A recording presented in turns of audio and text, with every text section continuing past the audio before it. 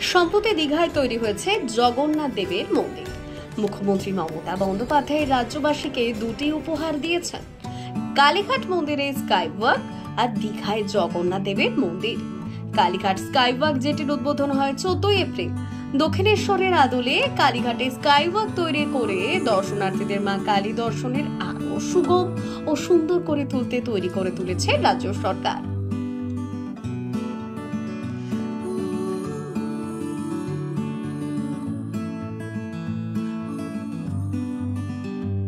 তৃণমূলের একনিষ্ঠ সৈনিক তথা ওয়ার্ড 42-এর জনপ্রতিনিধি মহেশ শর্মার উদ্যোগে এলাকার মানুষকে নিয়ে দেবী সতীর 51 পীঠের 1 পীঠ কালীঘাট মন্দির দর্শনের সুব্যবস্থা করলেন তিনি। 4-4টি বাসে করে বড়বাজারের এমজি রোড হয়ে কালীঘাট মন্দিরের উদ্দেশ্যে রওনা দিলেন।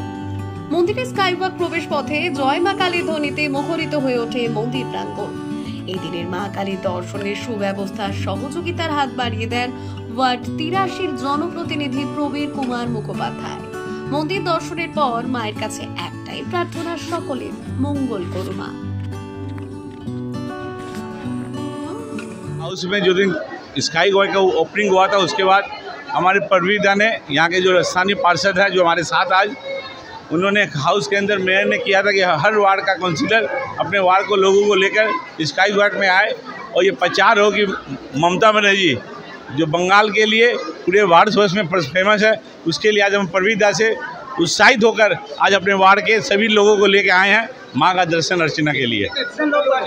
अब गिन के तो लाइन सब आए हैं। हम लोग उम्मीद ये करते हैं कि सबसे पहले हमारा बंगाल का विकास होगा ममता बनर्जी के नेतृत्व में, वही हम चाहते हैं। এটা তো আমার গর্বের ব্যাপার। মহেশ শর্মা তার এলাকার লক্ষ্মী নিয়ে মায়ের মন্দির দর্শন করাতে নিয়ে এসছে। এই স্কাই ওয়াকটা যে মমতা ব্যানার্জি করছে, মানুষ তো আমাদের মিডিয়া তো নেগেটিভ প্রচার করছে, তাই তারাও দেখুক এই এত সুন্দর ডেভেলপমেন্টটাকে কীভাবে একটা কালীঘাটের মতো কয়েকশো বছরের পুরনো শহরে এইভাবে স্কাই ওয়াক করেছে। তাই জন্য যারা এসছেন তারা আমার সব অঞ্চলের বাসিন্দা, বাংলার বাসিন্দা, তারা মমতা ব্যানার্জি তার উন্নয়নটা দেখে তারা কতটা তারা মনে আনন্দ পাবে, আগামী দিন তারাই মহেশকে বলবেন।